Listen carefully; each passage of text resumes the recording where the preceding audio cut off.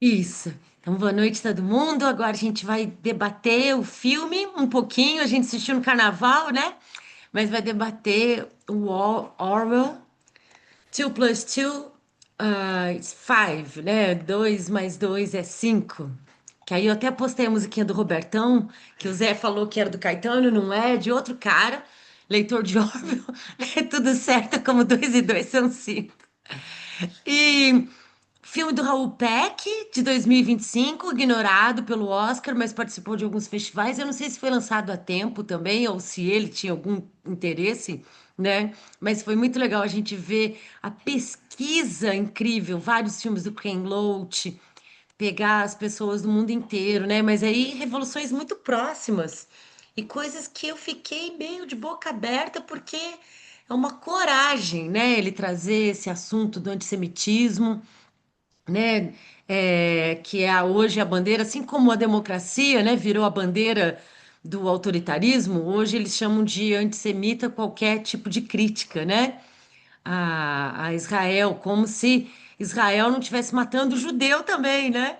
Que é a extrema-direita lá também, matando os kibbutz, a galera dos kibbutz, matando palestino e israelense também, né?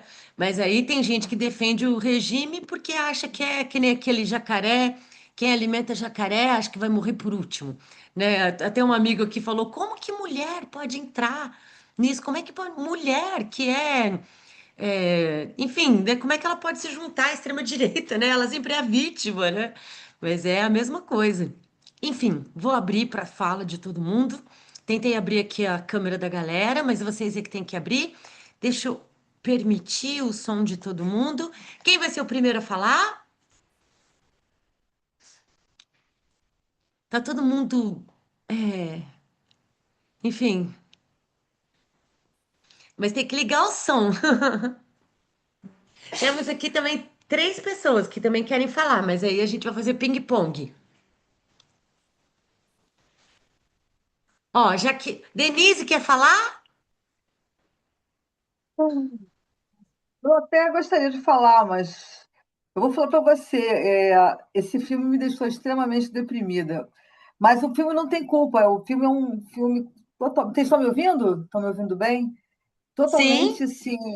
São tantas as coisas para serem discutidas que eu acho que um debate de uma noite está muito longe de ser suficiente. Mas vou tentar ser sucinta. Tipo assim, não sei se vocês conhecem a série Black Mirror, que passa Sim. A série Black Mirror, eu sou grande fã, eu sempre fui fã de filmes de terror, coisa e tal. E o grande terror da série Black Mirror, que fez muito sucesso, é porque eles utilizavam, em todos os episódios, tecnologias e coisas que já acontecem, ou seja, podem acontecer com você. E isso que é o terror do Black Mirror. É que uma coisa, claro, que tinha um ou outro que é um pouco de ficção, principalmente os últimos, mas era assim, era uma coisa, ai meu Deus, isso pode acontecer aqui agora. Bom, tem várias coisas para serem abordadas. A questão, é assim, tentando me esforçar para resumir, é que a sensação que eu sinto é que nós estamos caminhando para regimes realmente autocráticos, ou pior do que isso, aqueles que são teocráticos, né? O Brasil está correndo risco real, pode não ser nessas eleições, podem ser nas próximas. Nós não temos nenhum líder, por assim chamar. Eu não sou fã, eu quero deixar claro aqui que eu não sou fã do Lula, mas ele é a nossa única alternativa no momento, não temos uma terceira via. E aí temos vários líderes jovens que estão totalmente ligados a uma direita radical, conectada com a questão religiosa, sincrética. Então, os líderes descobriram que esse negócio de democracia isso vai virar uma narrativa. E por isso que o Orwell está tão. Ele e o Huxley, né, estão tão agora, por isso que esse filme é deprimente, porque ele mostra tudo o que está acontecendo agora. Ele mostrou filme de 24, de 23, de agora, repressões no mundo inteiro, em vários países. E o estilo não é muito diferente uns dos outros, né? Não é muito diferente um dos outros. Então, eu não vou alongar muito, porque eu sei que outras pessoas podem ter visões até melhores do que a minha, mas é como se a gente sentisse a sensação que nós estamos indo nessa direção. E uma das coisas que até foi o que o Snowden falou no final, né? Não foi que eles deixaram para o final, é que muito pouca gente, podemos falar até de nós aqui fazemos a nossa lutinha, né? Lídia participa de novo conosco lá no grupo de meio ambiente, a gente tenta lá reclamar e não adianta muito, e tem várias coisas, e tentamos trazer a consciência, esses debates são uma forma da gente fazer as nossas pequenas revoluções, trazer as pessoas à consciência, ao debate, enfim, e a gente tentar sementear isso em outras cabeças, mas eu sou professora, né? E cada vez menos eu vejo jovens entrando em méritos, desenvolvendo o pensamento crítico. E isso, para mim, é o meu maior desespero. Eles estão realmente dizendo assim: vamos deixar assim mesmo, e não está me afetando diretamente, enfim. Então, o Snowden fala claramente, eu partilho muito da opinião dele, quem que são que continuarão os revolucionários? Porque essas pessoas serão tratadas como terroristas. Quem precisava apoiar isso, eu estou lutando pela sua liberdade, mas a pessoa por quem eu luto não está muito bem aí. Então, vale a pena me sacrificar? Se eu vou ser tratado como um terrorista, como uma pessoa que está cometendo excessos? Eu acabei de sair de um grupo que eu recém entrei, do Sérgio Taldo, que você conhece, claro, né, Lília? O Sérgio Taldo, que tenta bater. Ele está lá no grupo do meio ambiente que você faz parte, e ele tenta trazer inovação para Petrópolis. Pô, eu tive que sair de lá, eu fiquei 3 dias no grupo. Tem um cara lá defendendo, dizendo que o Hamas é o grande culpado pela morte de todos os palestinos de Gaza. Aí, para mim, deu. Em uma frase, eu falei assim: não posso ficar aqui. Entendeu? Então, é só para poder vou falar de uma coisa que aconteceu comigo há 3 dias atrás. Né? Desculpe, eu estou até confessando isso, porque eu talvez tivesse ser um pouco mais de tolerância, mas é aquela idade, né, que a gente não aguenta mais certas coisas. Então, eu só queria colocar essa questão, assim, evidenciar essa questão. Tem várias abordagens a serem feitas, então eu vou passar aí a fala para outros, né, para a gente abrir o debate. Obrigada, Lilian. Lília, eu queria Tá bom, falar, obrigada. Marta, pode falar. porque também não devo ficar muito, talvez eu possa ficar até o final. Eu achei, claro, o filme é muito contundente, né? E essa coisa, essa atualidade, né, que ele pega do pensamento do George Orwell, né? Essa atualidade, o que foi escrito há tanto tempo, como faz sentido hoje, e toda essa questão dos filmes que ele traz, das cenas que ele traz, né? E achei assim que ele dá nome aos bois todos, né? Aos bois, às cabras, aos gatos, aos cachorros, ele dá nome a tudo, ele não deixa.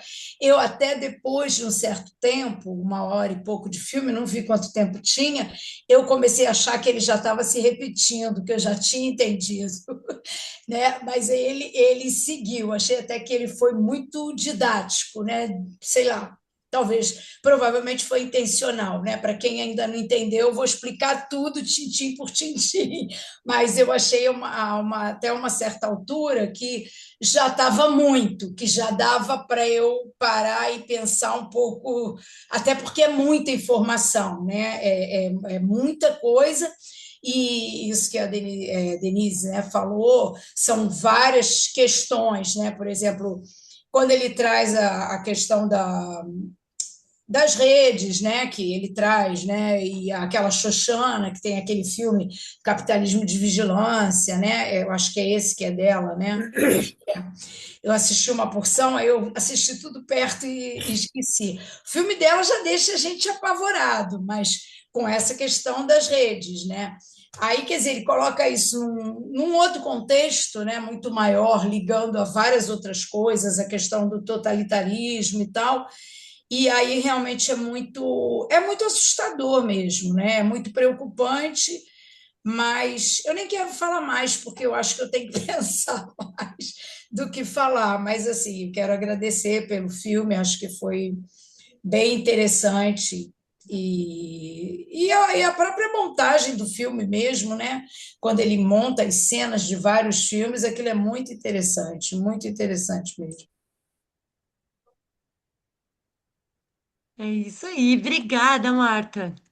É verdade. Não, o pessoal vai e volta. Então, meu pai, depois Tunique e Bárbara. É isso a ordem?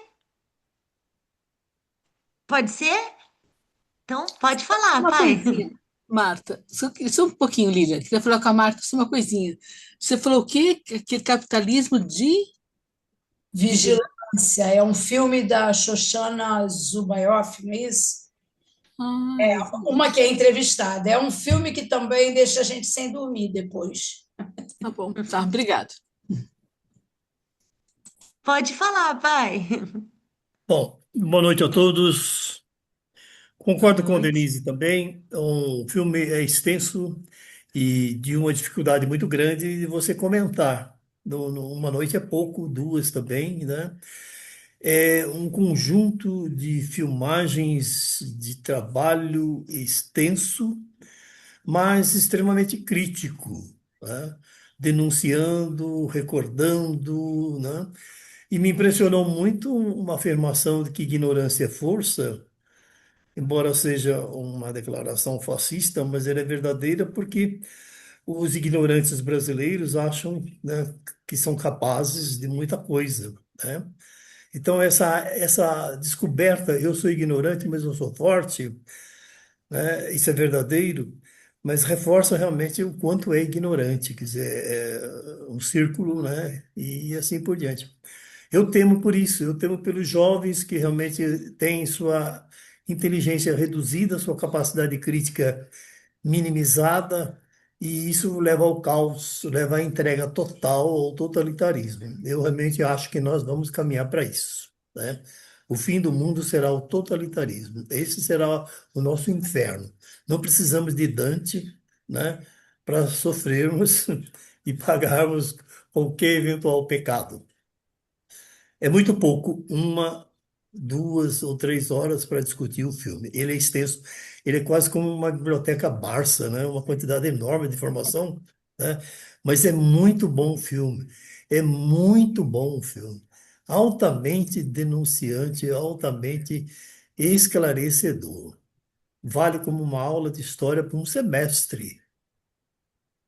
Valeu. Beleza, pai. É, eu também escolhi por você. Eu falei, ah, meu pai, carnaval não tem nada a ver com meu pai, nunca teve. Então eu vou colocar um filme que eu sei que ele vai ficar feliz, né? Mas engraçado que todas as cópias que eu achei eram uma comédia drag queen com o nome trocado, né, no CID. Aí então eu baixei seis arquivos, aí um deu certo. Um que eu tive que reiniciar o computador, instalar de novo o antivírus.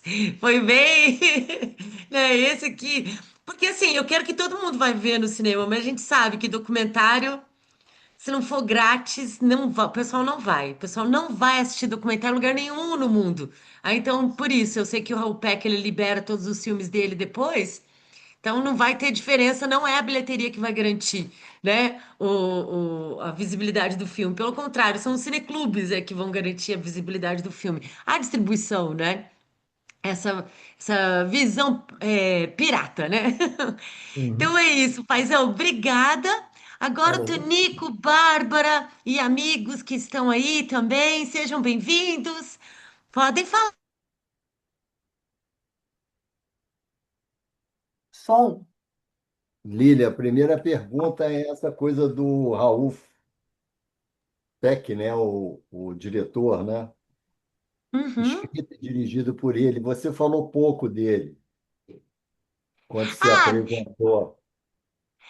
o Raul Peck, ele é cineasta, mas ele também foi secretário de Cultura do Haiti, né? Então, ele é o Falou. cérebro, né? Enfim, ele é como um Gil, é como né, o nosso Gil aqui, mas em vez de música, ele é cineasta. E ele fez o Jovem Marx e também Eu Não Sou Seu Negro, que conta a história um pouco do James Baldwin. E ele tem meio que essa pegada. O Jovem Marx é ficção mesmo, né? É bem clássico na narrativa, assim, né? Apesar de bastante crítico também, né? Aham. Mas esse que ele fez mais ou menos com Eu Não Sou Seu Negro, né? Que a gente viu na pandemia também. Aham.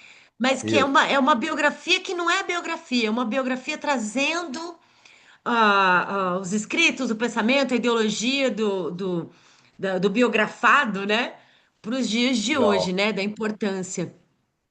Não, legal. A primeira coisa quando acabou o filme, que eu falei, você não tem debate, pô, porque É não tem o que muito falar, forte, pô. né? É muito forte, tá Mas, tudo escrito. Aquela frase final é aquilo que ele fala mesmo, né? Tudo que já foi, já está dito aí, né? Mas pois a gente é. gosta mesmo, né? De trocar e de ouvir todo mundo. O Eu gostaria de. 1984, eu li na adolescência, todo mundo leu há Pois é, muitos também. anos, né? Exatamente. A gente vai ter que ver esses filmes de novo, todos os filmes que ele cita ali. Vai ter que ler os livros todos que a gente vê. E agora tem uma coisa gozada, né? Quer dizer, gozada. É uma coisa curiosa, que é a questão da gente achar que as coisas melhoraram em alguns momentos, né? E a gente está nesse negócio das trevas já faz tempo, né? As imagens recentes, né? 2022, 23, 24, 25, foram muito terríveis com as guerras na África, com as guerras da Ucrânia, com o massacre em Gaza, com as frases, né, que foram faladas. E aquilo é interessantíssimo, né? Ele pegar o que é um conceito que eles querem que a gente entenda assim, mas na realidade não é, é outra coisa, é a verdade mesmo, né? E ele faz isso muito bem, né? Ele faz o filme inteiro aí fala, olha, estão falando para você que o dia está bonito, e aí o dia bonito está torrando você, já não tem mais camada de ozônio, já não tem mais nada que nos proteja, que essa terra vai acabar, né? Então essa manutenção da humanidade, resolver as coisas no TACAP é um negócio sério, né? Você resolve matando o outro, você resolve destruindo o pensamento e você Nossa, resolve obrigando o outro a pensar igual a você. Esse é um você viu? E problema. nessa cena ele colocou o Putin humilhando um outro O chefe de próprio ministro Estado, uma... dele era um ministro da segurança. Isso, que horror! Ele É, humilhando. Depois ele colocar que o George Orwell cresceu entre jovens, que a lei do mais forte é que mandava, né? E que os mais fortes eram humilhados, e aí depois eles se vingavam nos mais fracos, né? Ou seja, é. essa Ele fez essa continuidade, né? E sequência, mostra o Putin humilhando foi o outro ótimo mesmo. cara, né? É isso. Lilian, pior É foi o isso. que ele fez com o Ó, presidente da Ucrânia. Denise, Só só um para falar. minutinho. Vou te inscrever, porque tem um Não, montão de não, gente só para falar junto. Então, A mas minha, a minha mãe, guarda para poder falar. fala, agora só. posso eu? Posso eu? Isso, pode.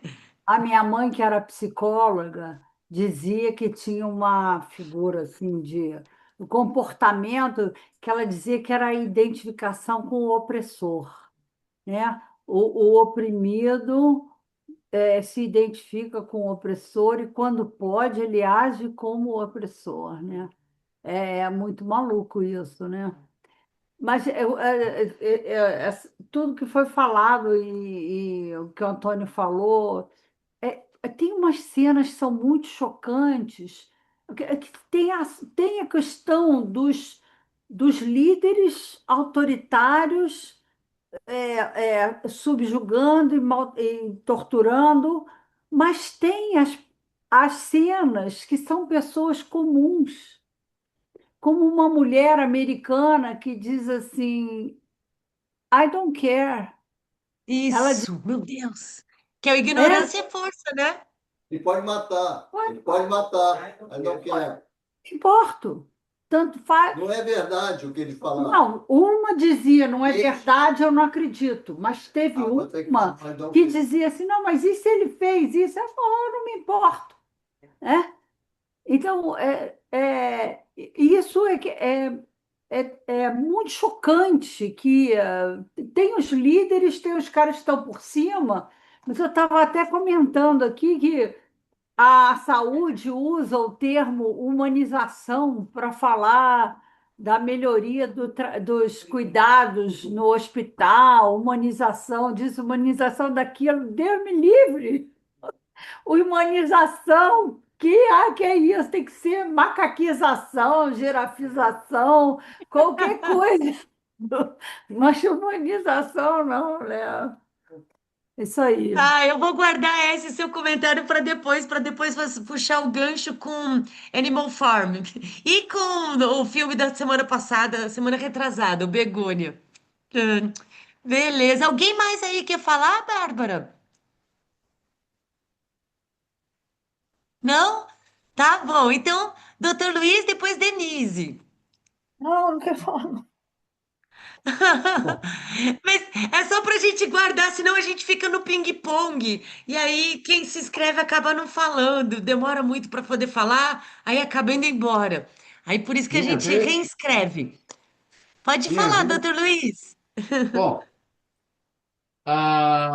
uma frase do filme que me marcou, mas eu já tinha ouvido, mas eu quero repetir aqui e chamar a atenção de todos, que é: quem sacrifica a liberdade pela segurança acaba sem as duas, sem liberdade e sem segurança.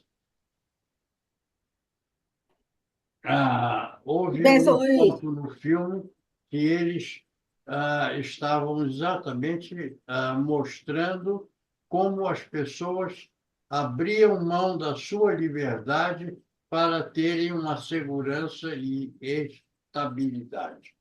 Bom, outra coisa, ah, eu, pessoalmente, sou liberal. Eu quero ter liberdade para pensar, para decidir como eu vou fazer e como eu quero pensar. Mas eu tenho raciocinado sobre isso. Eu vou pensar e desenvolver um pensamento livre baseado em quais informações? As informações que os jornais e a TV estão me fornecendo, Não, que não são confiáveis. exato. Isso mesmo.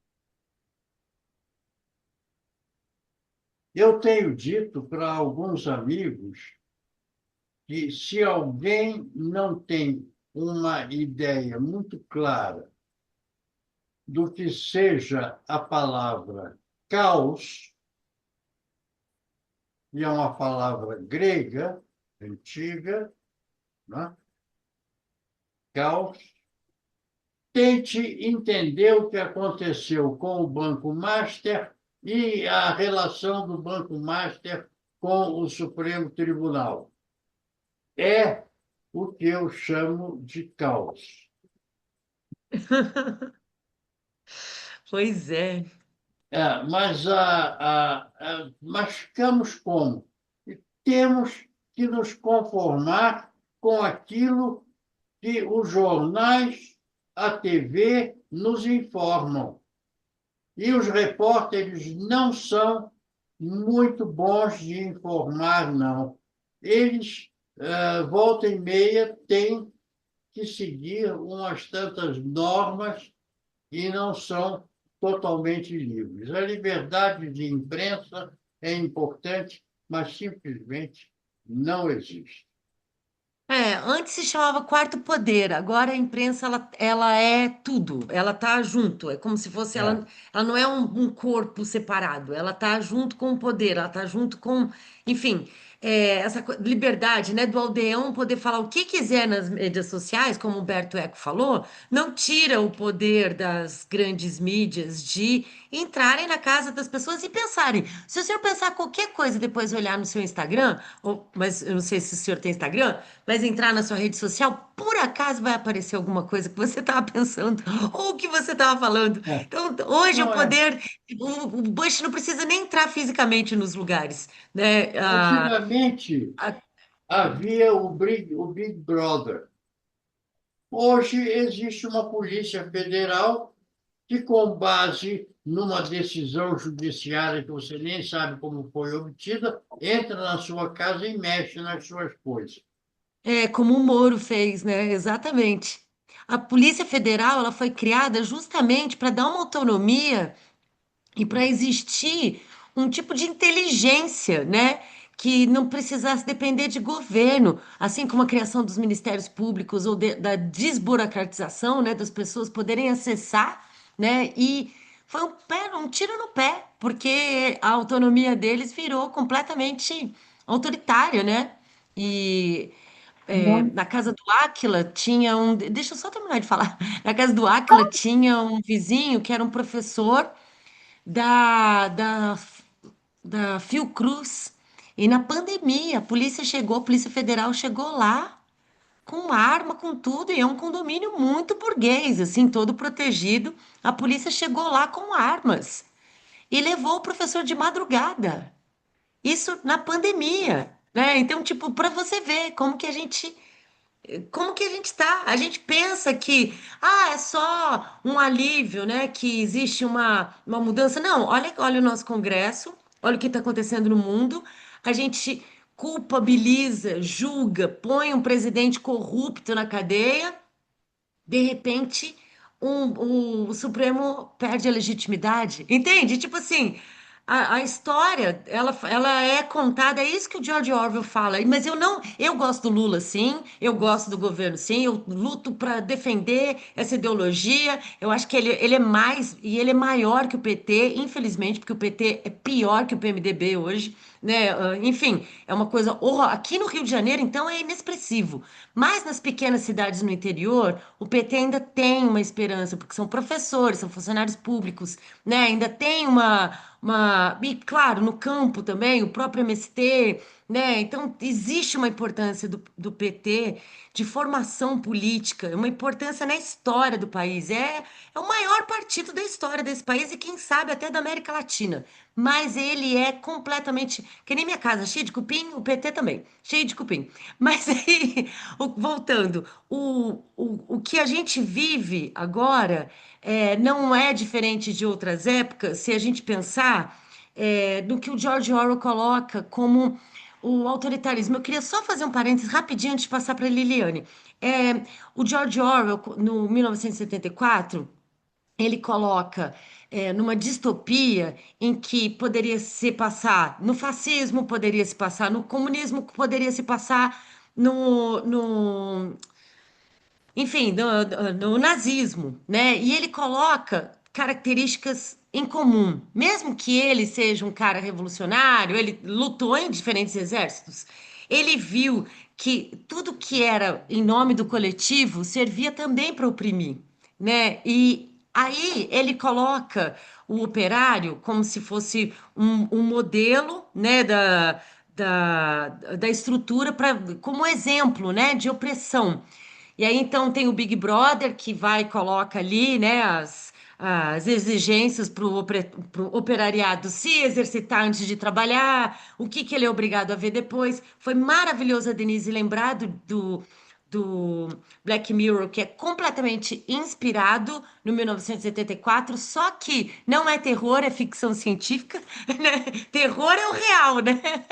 Enfim, e o Wilson, né, que trabalhava, que é o personagem do 1974, ele trabalha no Ministério da Verdade. E ele é muito competente com as palavras, né? E existe um termo dentro do livro que chama dupli pensar.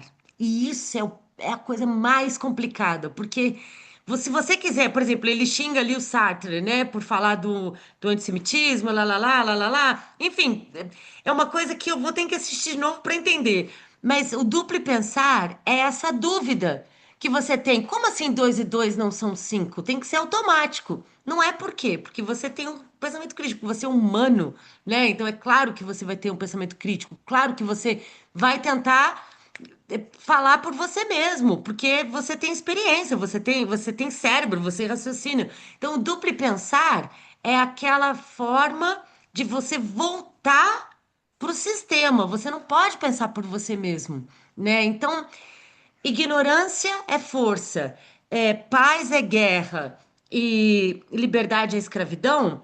Esses três conceitos, eles estão em letras garrafais nos ministérios. Por exemplo, no Ministério da Verdade, onde se apaga toda a história, se atualiza a história para falar quem é o inimigo da Eurásia, enfim, eles vão e criam novas histórias para recontar e para justificar as coisas que eles estão fazendo no presente. E aí, então eles mudam a história. O inimigo anterior vira parceiro, só para justificar a entrada deles em diferentes guerras, né? E o Winston, ele trabalha ali, reescrevendo a história. Só que, às vezes, ele tem horários noturnos e aí ele sofre tortura, ele cai água na cabeça dele para ele ficar acordado. E ele dorme 2 horas, acorda 2 horas, quando está em época de guerra, porque ele precisa reescrever tudo. Só que ele começa a ficar muito perfeito no trabalho dele. E, é claro, implantam ali uma garota e facilitam para ela e aí, nas cenas do filme, aparece que eles se traem, porque eles fazem isso. Primeiro, eles colocam os dois amantes, para se odiar, né? E aí, depois, um entregar o outro. E aí, depois, eles voltam para a sociedade, que nem na nossa sociedade real é tão. Isso existe, né? A reinserção de um prisioneiro, né? Pelo contrário, a pessoa ficou presa, é como se ela tivesse uma chaga pro resto da vida, ela não pode nunca mais ser mencionada, nunca mencionar que ela foi presa, mesmo que ela tenha sido presa por um governo corrupto, né? Porque, se foi presa é porque fez alguma coisa errada, né? Então é uma mancha que a pessoa leva. E aí os dois ali completamente indiferentes um pelo outro, né? Essa indiferença, que no filme eu acho que não tem isso, mas é uma das coisas que a gente tem ouvido de diferentes formas. A única forma de resistência ao amor, a única forma de. Enfim, mas no livro também ele coloca o amor como se fosse o perigo, porque ele sabe que por amor uma mãe mata quem seja lá quem for, por defender os filhos. A gente estava falando do cupim e dos todos os tipos de inseto, né? Que nenhum veneno mata ovo nenhum, porque a casca do ovo ela é a proteção da natureza, né? Então, tipo, você pode matar qualquer ser vivo, mas se ele estiver protegido no ovo, não, né? Então, tipo, a forma de sobrevivência, né? Então, o amor, né? Voltando, o amor é a força maior, né? E que no livro ele também coloca ali como se fosse impedir que o amor exista, né? Toda coisa. Por exemplo, tem uma hora que os amantes estão ali na janela vendo uma vizinha cantar uma música antiga, que é na hora que eles estão sendo presos, né? No livro é assim, no filme eu não lembro muito, mas eles estão ouvindo e aí no livro fala: como ela é burra, ela se emociona com essas músicas feitas em caleidoscópio. Falei, gente, que ótimo! Imagina um caleidoscópio assim que fica misturando, e aí mistura palavras para criar uma poesia, uma música e as pessoas cantam, né? Ou seja, esse tipo de cultura, de canção popular para alienar as mulheres, né? Aí eu falei, gente, isso é muito genial. O Orwell, eu acho que é o maior gênio do século XX, porque ele, sem querer, criou uma cartilha para todos esses filhos da puta seguirem. Desculpa, gente, desculpa a raiva, mas não foi ele que inventou isso. Isso tá na história, entende? Ele só colocou, concentrou como que as coisas funcionam nessa, porque assim existe até dentro do materialismo histórico, do entendimento de Marx, lá, que é você entender da tese, antítese e a síntese. Não existe isso, sabe? Assim, de uma forma pacífica. A síntese, na verdade, é a maior crueldade que existe na realidade, né? Porque é você pegar as contradições para criar sentido em todo o absurdo de exploração, em toda a violência que a gente vive, né? Enfim, me exagerei, desculpa. Agora, Liliane, mil desculpas, Liliane, pode falar. Sem desculpas, estávamos te ouvindo, muito interesse. É, enfim, é meio desesperador mesmo, assim, a gente assiste e fica triste, né, por reconhecer tudo o que está acontecendo, que volta a acontecer ou que não deixou de acontecer, enfim. O que me provocou falar, primeiro, a questão do capitalismo de vigilância, eu não assisti ainda o documentário, não sei se vocês assistiram, se seria uma boa ideia trazer para cá. Eu assisti o Privacidade Hackeada, onde tem aquela jornalista que fala sobre o Brexit, né, que critica, e não sei se vocês assistiram, tem um TED Talk atual dela, ela falando do como foi sobreviver a todos os ataques que ela viveu, as perseguições, e ela fala do capitalismo de vigilância e é assustador o TED Talk dela atual. Não sei se para trazer um pouco de otimismo no meio disso tudo, a Bárbara falou da questão da humanização, porque a gente tem que, de alguma maneira, buscar alguma esperança e continuar, enfim, senão a gente desiste, né? E tem uma professora lá do Instituto de Psiquiatria, na realidade ela é do Instituto de Biofísica, e começou a estudar comportamento pró-social. E o interessante, ela tem uma apresentação muito bonita, até, eu posso até compartilhar com vocês, mostrando que, na realidade, da natureza humana, o comportamento pró-social está ali desde das crianças muito pequenas, assim. Então, mostram experimentos com as crianças pequenininhas ajudando os outros, enfim essa ideia de que a gente está com essa competição, né? Estamos aí competindo, não conseguimos dividir o brinquedo, não sei o que, não sei o que lá. Eu acho que é uma ideia embutida dos dominadores para que a gente né, não colabore, acho que não tem valor, não é o humano, então a gente desanima com a humanidade, enfim, né? Volta e meia. Então, é muito interessante ela retomar isso e mostrar, inclusive, na evolução da espécie, de que a questão das guerras é uma coisa evolutivamente recente, né? Recente, milhões de anos, mas assim, é, e que a gente vê nas crianças bem pequenas comportamentos pró-sociais. E é muito interessante, assim, tem vários experimentos assim, de crianças pequenininhas ajudando, aí o pesquisador vai fazer alguma coisa, tenta entrar, né, segurando uma coisa numa porta do armário, aí a criança pequenininha vai lá, abre o armário, ou pega uma, um prendedor para ele botar no varal, assim, às vezes engatinhando, assim, você vê crianças espontaneamente para ajudar. Eu acho que tem um processo de quebra desse humano, né? Que é o que o filme, né? Que é o livro 1984 faz, né? É, e acho que o trabalho da gente é recuperar isso. Eu fico muito assustada com as novas gerações também, Denise. Eu particularmente tenho uma filha de 13 anos e ando muito preocupada e com muita dificuldade de enfrentar o algoritmo, assim, com a pressão das redes e da dificuldade que as crianças têm, os adolescentes têm de saírem daquilo, assim, porque é o tempo inteiro uma oferta. Desculpe interromper, mas as novas gerações são exatamente iguais às gerações de 150, 200 anos atrás. Olha exatamente o que aconteceu antes e o que está acontecendo agora. A humanidade não muda. Bom, estou falando de um certo desafio, que enquanto eu tenho duas filhas, uma de 21 e de 13, eu acho um desafio maior agora. Por conta desse algoritmo, da pressão do algoritmo de estar o tempo todo oferecendo uma coisa de interesse que fique superficial e que não saia, e aí eu acho que realmente essa geração vai ter mais dificuldade em formar esse pensamento crítico e talvez seja mais manipulável, né?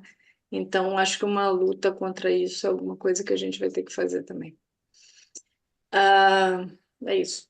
Não sei se vai dar para falar alguma coisa. Eu vou ali ver o filme de novo. Eu vou ali ver o filme de novo, já volto para debater, tá?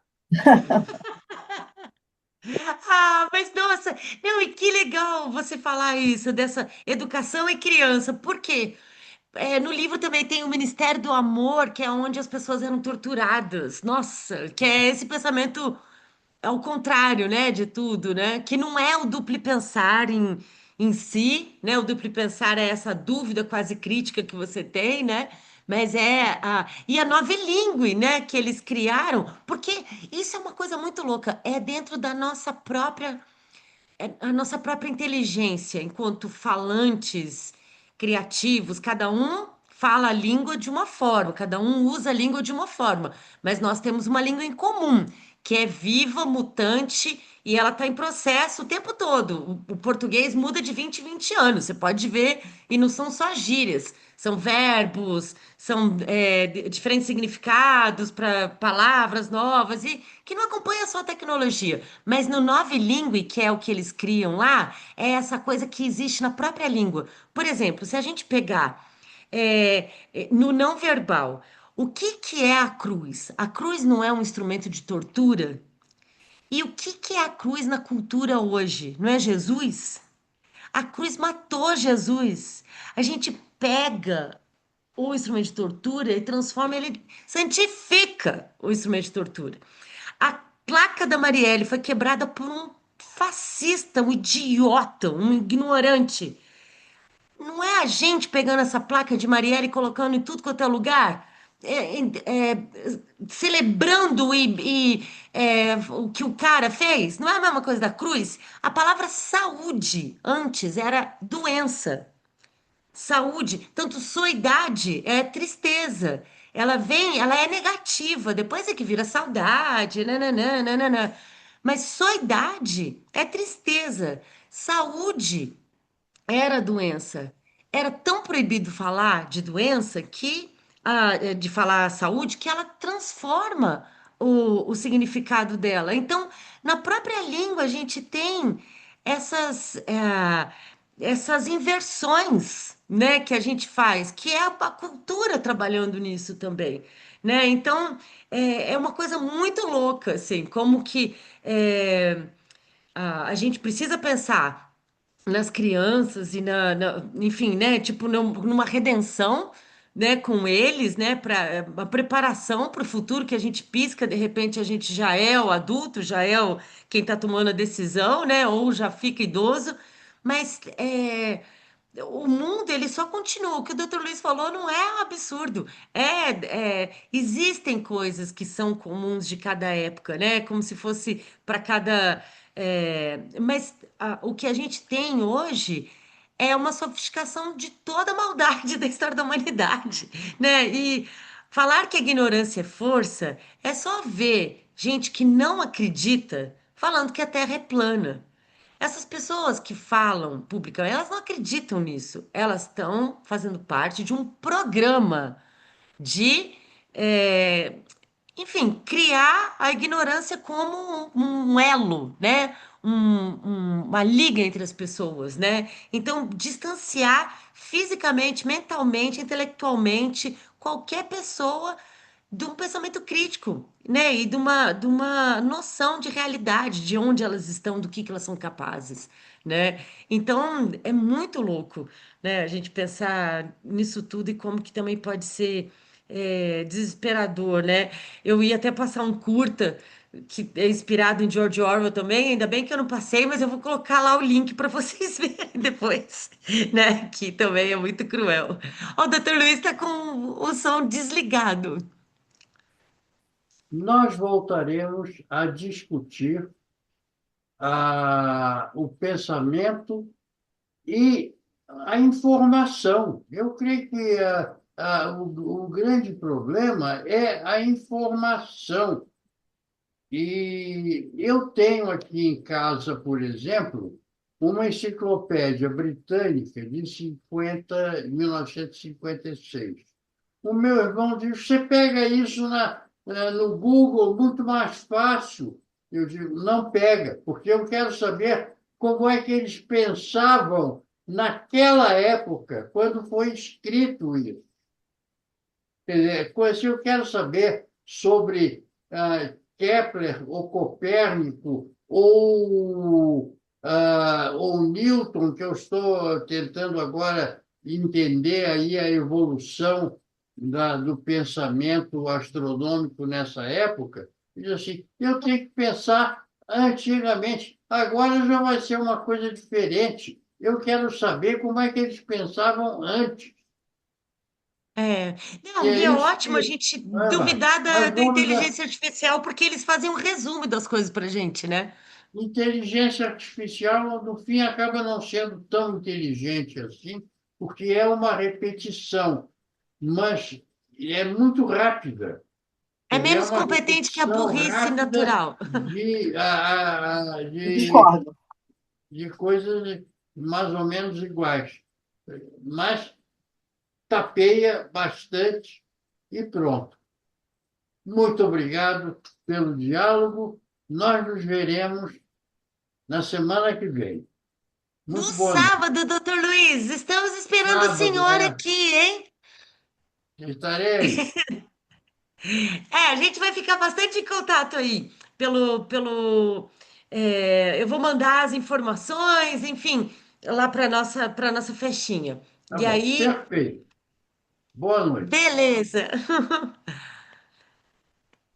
Então, tá bom. E, Liliane, depois se você puder mandar o nome da diretora, a Denise também comentou, a Bárbara também, se puder colocar o link do TED Talk ou da Vigilância, eu vou procurar também para a gente poder assistir, que eu também não vi, né? É importante a gente assistir esses filmes, porque a gente tem acesso, às vezes vai deixando para depois, né? Porque é um gênero de filme que a gente sabe que não fica datado, porque as coisas vão se repetindo, né? Tanto que o Snowden, a fala dele é de 2013, não é de agora, né? Você vai lá, olha e fala, ué, o Snowden não envelhece? Não, é de 2013 a fala dele. E é proposital para o contexto, para falar como hoje, né? Os amigos aqui falaram, pô, a gente vê o Bush, ele nem parece tão horroroso perto do Trump, né? Mas ele era um horror, ele era uma coisa horrorosa, né? E aí é possível piorar, gente, acreditem, é possível. Enfim, mas é isso, pessoal. Pô, final de semana maravilhoso. Sexta-feira foi muito legal. Aí ontem foi um sonho encantado. Eu vou terminar de editar e colocar lá pra gente também. Botei o debate também do Vanjo Orico, né, no YouTube. Depois eu compartilho lá o link também. E o da Stefan Zweig vai ser só amanhã à tarde, porque eu preciso liberar o Google para eles deixarem eu subir o filme no YouTube da Casa Stefan Zweig. E aí, bom carnaval para todo mundo, né? Amanhã eu vou tentar ir pro Brejal também para ver a nossa amiga Paula, que eu pensei que ia estar aqui com a gente hoje, né?